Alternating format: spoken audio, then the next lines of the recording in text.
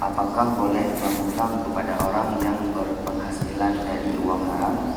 Dan apakah boleh menerima pemberian berupa mata benda yang hanya dapat diambil manfaat seperti motor, dalam artian bukan makanan dan minuman?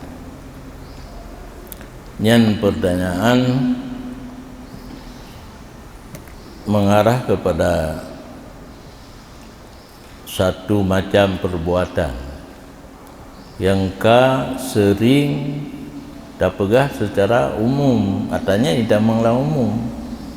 Orang yang harta yang hanya haram hanasah muamalah.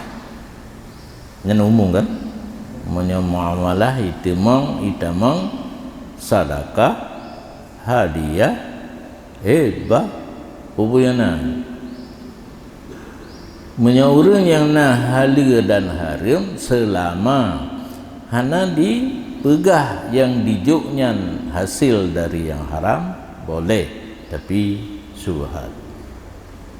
Apa ya pegah lah? Atau kita yang kengkai tamang geroi, naik tamang. Nah, ubud tak tua ko. Kecil lah. Jadi diingat ada yang secara global yang umum. Bet tanya lah nanti. Berumpak pada IBI. IBI itu memang muamalah sedekah. Long-long lah. Orang yang tok harta haram hana milik. Cara terserah. Cara tamang peng haramnya. Pun mantang yang dijuk ke orang lain hansah jauh. Hansah terima dan han milik ulun terima.